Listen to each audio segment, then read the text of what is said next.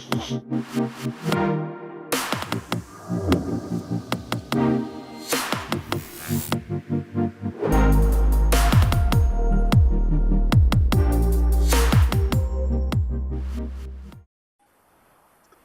dia a todos, sou José Oliveira, diretor-geral da BI4All.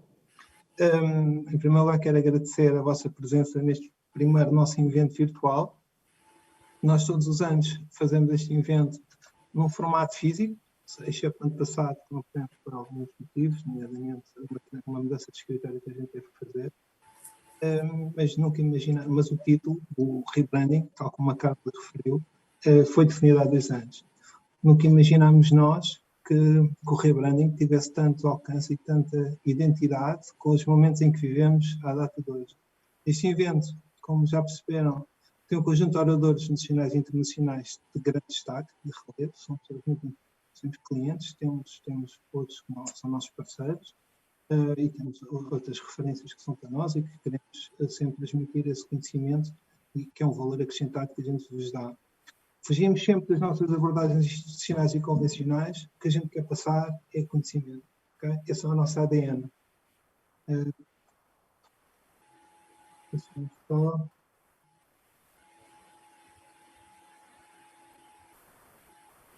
Tomorrow. Esta palavra que para mim tinha significado, hoje cada vez mais tem mais significado nos tempos em que correm. Eu estava a falar com um amigo hoje de manhã, quando estava a vir para o escritório, para fazer a apresentação, para me preparar. Ele estava-me a dizer assim, José, o tema do Analytics é um tema, tu nasceste nele, tu vives nele há muitos e muitos anos. É um facto, eu vivo com o Business Intelligence, com estas soluções e com estas tecnologias, desde que me lembro. Há mais de 20 anos que eu trabalho neste mercado. No entanto, e sempre achei que era um mundo que eu conhecia e que era fácil de gerir, e de gerir a empresa, gerir o negócio, e conseguir vender, entre aspas, o conceito do Business Intelligence. Hoje em dia, eu sei que nós não conseguimos viver sem ele, mas e sem o Business Intelligence eu tenho a certeza que as empresas não vão sobreviver, mas é muito difícil, não é, nós vivermos sem nos adaptarmos a estes mundos modernos. Então, estas 6 questões que eu tenho aqui, que eu coloquei aqui, são as questões que para mim batem com o tomorrow do amanhã. E começa, pronto, algumas podem ser filosóficas, né? Como é que eu quero que os nossos filhos vão viver e sobreviver ao processo, como é que eles vão interagir com o mundo, nomeadamente a parte da educação, os perfis dos consumidores e a sua própria mudança, e depois a parte da gestão das organizações. E começa logo com o tema, se a gente pensar nas empresas, que é a engrenagem das máquinas na cadeia de valor da organização. Uma empresa não vive isolada do mundo, ou seja, precisa de matérias-primas para produzir alguma coisa para depois dar ao consumidor final. Pode ser produzir produtos, como pode ser serviços, é a mesma coisa. No entanto, todos têm que estar interligados e têm que estar encadeados. Hoje, por exemplo, com esta coisa da pandemia, o que é que nós percebemos? Percebemos que quando falha uma engrenagem, nomeadamente na cadeia de abastecimento, na situação de produção, nós não conseguimos ajudar, ou não conseguimos produzir os nossos produtos, logo não conseguimos vender ao consumidor, não conseguimos vender, não conseguimos pagar os ordenados, não conseguimos ter os salários e tudo se vai refletir na economia. Portanto, isto é uma cadeia que está toda interligada e ninguém vive isolado uns dos outros. Eu recordo-me que há 10 anos atrás dei uma formação de estratégia numa empresa de cadeia de abastecimento, de distribuição. E lembro-me que essa empresa dizia-me uma coisa, eu estava a fazer, estávamos na definição da estratégia, e uma das perguntas, uma das questões que a gente tinha que fazer era um mapa estratégico e os indicadores de gestão da performance. E para mim, o indicador de gestão da performance também tem o mesmo peso no risco e performance, portanto é o outro lado da medalha. E nós temos de ter os planos de mitigação para os tais. E essa empresa, por N vezes, me dizia que eles não tinham riscos. Não tinham, porque os donos da empresa eram os proprietários dos produtos que depois eram vendidos, ou seja, eles precisavam daquela máquina. Portanto, eles, enquanto distribuição das empresas, que eram os donos dos produtos que eles vendiam, não é? Portanto, à partida não havia nenhum risco aqui inerente. Eu não conseguia entender isto, hoje não entendi, e o que é um facto é que isso não é verdade. Por isso, o que eu digo é que os gestores têm que se reinventar, têm que se adaptar aos tempos modernos. Hoje, mais do que nunca, né, os tempos que nós vivemos não são tempos normais. Nós não sabemos se isto é uma nova ordem mundial. Eu espero que não. Eu não consigo gerir, eu não consigo fazer apresentações como esta que estamos a fazer para 600 pessoas, sem baralhar aqui todo, sem interagir com as pessoas, sem sentir, sem falar, porque é falar uns com os outros e é precisamente a gente ver o reflexo também nas outras pessoas, que a gente sabe estamos a transmitir as coisas como deve ser ou não deve ser. É um mundo complicado, que é um mundo virtual. Voltando aqui ao tema do mundo virtual versus mundo físico, e na adaptação das organizações, há uma coisa que é super importante, que é uma empresa e um gestor que seja diretor e que esteja à frente de uma organização, que se possa transformar essa organização também numa empresa global, onde entra a parte da virtualização, obviamente, não vai ter grande chance de sobreviver, na minha perspectiva. Obviamente, há negócios diferentes, há negócios que quem produz vinho, ok, e depois produz uva, depois vende para fazer vinho. Se eu só fizer as uvas e vender a terceiros para fazerem o vinho e depois distribuírem, pronto, ok, estão limitados a essa produção. Mas não chegam muito longe se eles quiserem vender, produzir e depois quiserem vender para o mercado internacional. Eles têm que estar no mercado. Eu estou-me a lembrar de um exemplo de como é que ocorreu a semana passada. Semana passada fui a uma loja, ia comprar não era um sofá, era uma banqueta. Fui comprar uma banqueta, olhei para uma banqueta, olhei e disse, pronto, quero esta banqueta. E o senhor, fui pagar e disse, posso levar? Não, o prazo de entrega são 90 dias, a previsão é de 90 dias, mas primeiro tenho que pagar para depois a gente poder pedir à fábrica quando é que é o prazo de entrega para entregar. Bem, automaticamente eu fui-me embora zangado, que fui ali perder o meu tempo. A seguir fiz uma coisa simples, que fui à internet e pus banquetas, Lisboa, por aí fora, meti algumas características e automaticamente começou-me a aparecer sites com banquetas. Escolhi aquela que mais me agradava e comecei a ver e comecei a interagir para ver o preço, como é que se tinha stock ou não tinha stock, e automaticamente eu percebi que em algumas lojas a nível nacional havia umas que demoravam 5 dias a entregar, outras 7, outras 48 horas e outras tinham em stock. Portanto, bastou-me ir a um site e perder ali 5, 10 minutos para ter aquilo que eu pretendia num momento logo, não é? Portanto, não é logo, mas quase, não é? E essa capacidade dessa empresa virtual, nessa empresa que não é virtual, que tem uma componente virtual, faz toda a diferença nos dias de hoje.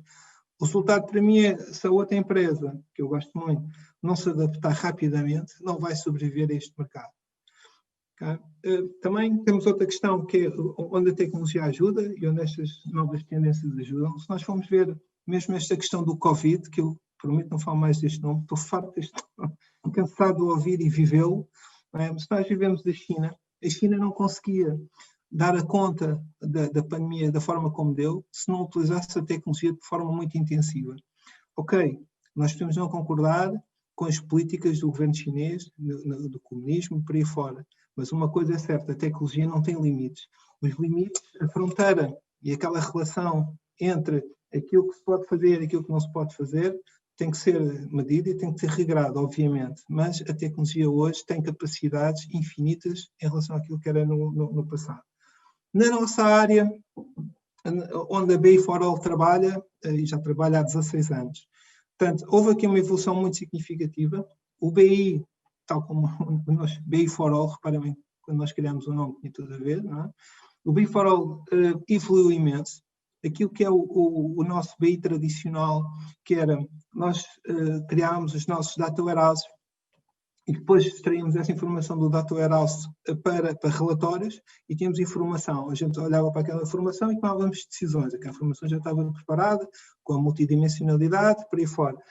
A grande evolução do BI tradicional para o Analytics, para estas novas tendências, tem a ver precisamente na parte da proatividade das soluções. Ou seja, no Analytics, nós conseguimos fazer previsões, conseguimos interagir e conseguimos ter muito mais informação para tomar a decisão do que os BIs tradicionais à época. Isto é uma evolução natural. Esta evolução também se deu mais em virtude do custo da introdução das clouds de armazenamento, clouds de processadores, hoje é clouds para tudo e para nada, e com essa dinâmica e com o preço a baixar drasticamente, os próprios softwares, os software houses, conseguiram colocar mais carga e mais complexidade nos softwares, por forma a que nós conseguíssemos dar estas respostas e conseguimos fazer aquilo que nós fazemos. Parece magia, mas não é. Ok. Segundo os dados da Forrester, até 73% dos dados recolhidos não chegam a ser usados para tomada de decisão. Eu há 12 anos atrás, 13, eu fazia este, aliás, sim, vamos assim, 13 anos, não vou mais longe, mas há 13, este número estava em 80%. Ou seja, em 13 anos nós baixámos 7% esta informação. Ou seja, nós continuamos a não usar os dados todos que armazenamos para tomar a decisão. E isto deve-se porquê? Deve-se muito porque na digitalização, a forma como a informação está armazenada não permite que ela seja utilizada para depois ser para tomar a decisão. Ela está isolada, está desgarrada, está em sistemas antigos, sistemas periféricos, não estão conectados em relação a nada. Esse processo está em mudança com a transformação digital. Ou seja, a transformação digital é diferente de empresa para empresa, mas vai trazer, e hoje em dia ninguém tem dúvidas, depois nós vamos entrar mais a fundo no dia 11 sobre o tema, mas só para falar um bocadinho aqui, ninguém tem dúvidas que todas as empresas, à data de hoje, têm que iniciar, aquelas que ainda não iniciaram, o seu próprio processo de transformação digital. Não é um processo complicado, okay? É um processo que começa na organização e a forma como as organizações entendem trabalhar, não é? Em detrimento dos sistemas. Os sistemas depois são de suporte à organização. A transformação digital tem a ver com a inovação. Tem uma relação direta entre uma coisa e outra. E não pode ser visto esta transformação digital como um add-on da organização, que a organização tem que pensar nisso tudo. Desculpa lá, estou aqui a receber umas mensagens, mas eu acho que não é para mim.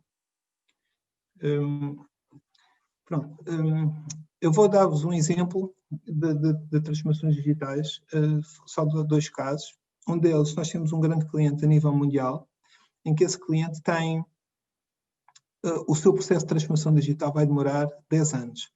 Nós podemos pensar, 10 anos é uma eternidade. Não, é uma eternidade, é verdade, mas é uma empresa que tem mais de 100 anos, uma organização muito grande, com milhares e milhares de sucursais no mundo inteiro, com milhares de produtos, com uma complexidade de sistemas muito elevada, o que torna uma transformação digital numa entidade desta dimensão, demora o seu tempo, não é? É normal que demore. Há outras, no entanto, que nós temos apoiado e que temos feito alguma parte de transformação digital, que demoram meses, ok? No entanto, a gente não pode confundir uma coisa que é a transformação digital com a digitalização da informação. São coisas diferentes. A digitalização é um processo da transformação digital, ok? Porque depois a gente tem que aproveitar essa digitalização e esses dados da digitalização para colocar em sistemas que depois deem apoio à tomada de decisão. Eu vou-vos dar aqui um exemplo da transformação digital, por exemplo, em 3 empresas, que eu não vou referir ao nome das empresas, mas vocês vão lá chegar. Há uma empresa de Pret-à-Porter, que começou em Portugal, que é uma das maiores do mundo, é mesmo a maior do mundo, são nossos clientes também, e eu sou cliente deles, cliente particular. Eu chego àquela plataforma, eu vou sempre aos saldos, mais de 60% de desconto, e vou lá ver, seleciono as peças que quero, faço a compra, e eu estou a fazer a compra, e no momento em que eu faço a compra, eu vejo, aquela peça vem da Coreia, isto aconteceu há 2 dias ou 3. Aquela peça vem da Coreia, aquela vem dos Estados Unidos, aquela vem de Itália, a outra vem de Portugal. Ok? Começo a receber uns mails, aquela precisa ser alfanegada, tenho que lá escrever, mas num momento eu sei Quando é que as peças me chegam? No dia que me chega, só não sei a hora, porque depende da parte da interligação com a cadeia de abastecimento, mas quase que sei, depende das entregas. Mas tenho toda essa capacidade. Há outra empresa que tem uma dinâmica que eu admiro, que é uma empresa alemã, em que consegue, que é bastante conhecida na Alemanha, aliás, há agora uma entidade que está a tentar transpor para Portugal esse modelo, e eu acredito que funcione, que é na distribuição de bebidas. É um tipo de bebidas, eu não sei, pronto, não sei ao certo se é só álcool, qual é o espectro das bebidas, em que eles conseguem colocar na casa do consumidor, em 2 horas, uma encomenda que façam na internet. Em 2 horas. Eu não conheço à data nenhuma plataforma online, nomeadamente para consumidor final, não é? Com produtos finais, supermercado, por exemplo, com um sistema de picking que funcione como deve ser, é? Em que eu me ponho os produtos em minha casa em 2 horas. Agora imaginem o potencial que temos, não é? Se nós tivermos este sistema bem feito, se inovarmos nas nossas organizações, por forma a conseguir isso tudo. Essa inovação tem que fazer parte do nosso ADN das empresas. Quem não fizer isso vai ter alguma dificuldade em sobreviver no futuro. Desculpa. Ok. Então, Data Analytics. Então, como é que aquilo que nós fazemos todos os dias pode ajudar no processo de transformação das organizações? Nós só conseguimos ajudar, não é só conseguimos ajudar mais hoje do que ajudávamos há uns anos atrás, precisamente por causa da volumetria da informação que a gente pode armazenar nos sistemas. Essa é a base de tudo. Por isso acontecer, e porque cada vez os sistemas são mais baratos, em detrimento do volume e do processamento, não é? Todos os modelos, nomeadamente os modelos de armazenamento da informação, mudaram e apareceu o conceito de Big Data. Big Data que no fundo significa muitos volumes de informação. Então, como é que a gente vai começar a preparar esta informação para ajudar na tomada de decisão? Então, a grande mudança de paradigma, e nós hoje em dia temos um modelo de referência e um modelo de implementação de projetos nesta área, começa sempre na construção do repositório de dados, que não deixámos totalmente, já vos explico porquê, portanto, os modelos fechados, o vulgar Data Warehouse, para modelos abertos, que a gente chama os Data Lakes. A grande diferença de uns para outros, e não é que um esteja obsoleto e o outro seja o novo futuro e só o outro é que funciona e o antigo não funciona. Não, isto não é certo. Em modelos, imaginem, numa empresa em que nós só queremos analisar informação financeira, dados contabilísticos pura e duros, com o cruzamento, sei lá, com os recursos humanos, com os fornecedores, mas coisas simples, informação simples. O vulgar Data Warehouse chega e sobra para essas empresas. Não precisa de mais. No entanto, hoje, na construção desse repositório, a nossa abordagem é sempre mais orientada ao conceito de Data Lake. Porquê? Porque nos permite nós evoluirmos num futuro próximo, não é? Para um outro conceito que à data que nós hoje não previmos. Não é? Tal como a pandemia, nós não conseguimos prever, não há nenhum modelo que consiga prever a pandemia, nem os resultados daqui para a frente. A mesma coisa que os dados. Nós hoje não sabemos, não é? O que dados daqui a 2 ou 3 ou 4 anos podemos vir a precisar deles. Se a gente já criar um modelo aberto, mais estruturado, temos um futuro mais garantido e não temos de estar sempre a mexer nele e a alterá-lo. Depois, à volta dos dados, temos o Analytics. A grande diferença, como foi dita, entre o Business Intelligence e o Analytics tem precisamente a ver com a parte dos preditivos e a parte de análise, hoje em dia muito mais otimizadas do que eram antigamente. Data Visualization. Data Visualization, que é quase informação, é visualização em tempo real de indicadores de gestão em online. Eu recordo também de um projeto que sempre me impressionou, que era estar a ver em online, no mundo inteiro, as várias fábricas da produção de produto de uma grande empresa, e estar a ver com sincronismos de 2, 3 segundos, era o delay time máximo que eles tinham, em que nós conseguíamos ver o estado e o momento da produção e os ciclos de produção de cada uma dessas interações. Também me lembro numa feira, no evento da Gartner Internacional, ver um dashboard, que era o Mapa Mundo, onde via umas bolinhas a aparecerem, a apagarem. E isso era o quê? E estava num balcão do Santander. O Santander estava a ver aquele ecrã, a interatividade, e fui perguntar o que era aquilo, que não estava a perceber. Eles depois explicaram. Aquilo eram as transações dos cartões que eram feitas em cada caixa multibanco no mundo inteiro. Ou seja, eu olhava para aquilo, em online eu sabia onde é que estava a ter transações. O que é que eu, enquanto administrador, eu podia fazer? Ou vou fazer, não sei se eles fazem, eu faria, era pensar que naqueles sítios onde há mais interações com os cartões do Santander, se calhar verificar se tinham agências do Santander para criar agências nesses sítios, porque tinha aí potenciais clientes, eles estão lá, não é? Eles fazem transferências nesses sítios. Se calhar faz sentido a gente ter. Portanto, e tinha essa informação em online. Isso é tudo através de visualizações e aquilo que a gente faz na parte do Data Visualization.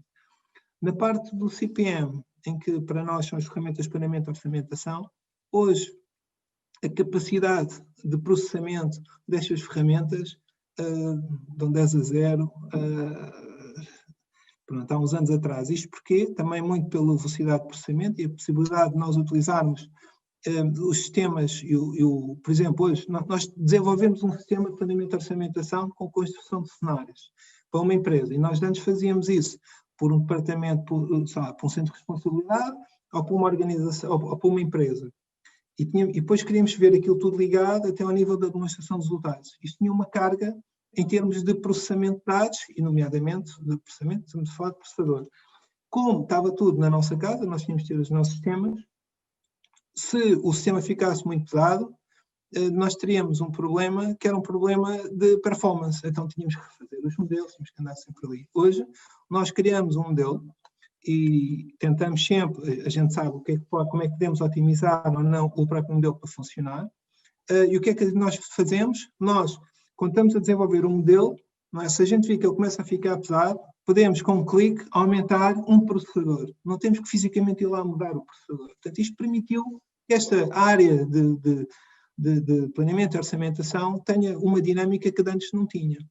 A parte do software engineer, nós utilizamos esta área de engenharia de software para colar todas estas ferramentas, não é? Todos estes utensílios com os dados. E, finalmente, a parte do data scientist e do inteligência artificial estão relacionados um com o outro, obviamente. Um tem a ver com a acuracidade da informação e a criação de modelos de tendências, e o outro, artificial intelligence. Nós usamos para uma infinidade de coisas. Por exemplo, temos bots para interagir com seres humanos em linguagem natural, e temos também criados uma série de, por exemplo, algoritmos de tendências, de detecção de padrões. O último que criámos é interessante, eu já me avisaram que tenho 4 minutos, acho eu, portanto vou só divagar aqui um bocado sobre o tema. Nós, quando apareceu esta pandemia, nós criámos uma câmara, aliás, através de uma câmara de baixa resolução, por causa da proteção dos dados e da visualização das pessoas, criámos padrões de massas a irem para as praias. E através dessas massas, nós criámos algoritmos e conseguimos saber se estão 8, 9, 10 pessoas e por aí fora. E então, através desses volumes que a gente via, dessa massa que a gente via de cor, não é? Que é o juntamento de pessoas, nós conseguimos avisar as autoridades locais competentes que se tinham que dirigir àquela praia porque aquela praia estava a ficar muito cheia, e dar, por outro lado, informação em online para as pessoas que quando queriam ir para a praia, que aquelas praias estavam cheias ou não estavam cheias. Nós vimos várias soluções implementadas, nomeadamente uma delas na costa, aqui na zona de Cascais, que era uma zona com sinalética, com semáforos, em que o que acontecia era que a gente passávamos e aquilo detectava, passava uma pessoa, 2, 3, 4, mas não detectavam padrões, não é? Hoje, com a parte da inteligência artificial, nós conseguimos fazer isso e muito mais. Desculpa, lá estou-me aqui a alongar. E fazemos isto em todos os setores. Ainda não descobri um setor em que nós não conseguíssemos, que não tivesse impacto o Data Analytics. Claro, se eu produzir só uvas, não é? Tiver que pular, mesmo essas, não é bem assim, que eles, se calhar, com alguma informação de apoio, a tempo e horas, com alertas, mas eu aí acho que pronto, o que nós fazemos, se calhar, não tem tanto destaque. Também para realçar que as empresas que estão à frente, que sempre tiveram e vão continuar à frente, as telcos e a área da banca são claramente os emergentes, mas há um conjunto, e vocês vão ver nos painéis dos moderadores, nomeadamente dos convidados, com case studies e que vão falar das suas experiências, não é? Que eles estão muito à frente e aquilo que se está a fazer nas áreas, nas diversas áreas, é um manancial que nós, até há uns anos atrás, não sabíamos dessa capacidade. Eu penso que como o tempo expirou, eu peço desculpa a algum lapso que tenha, ou alguma conversa menos certa, mas isto de falar para uma câmara para 600 pessoas, que é o que nós temos, é complexo. Eu não estou habituado a este mundo, eu quero voltar ao mundo atrás, embora lá todos voltar para as salas e vermos uns aos outros, apertar as mãos e interagir. Muito obrigado a todos pela vossa presença no nosso primeiro evento virtual.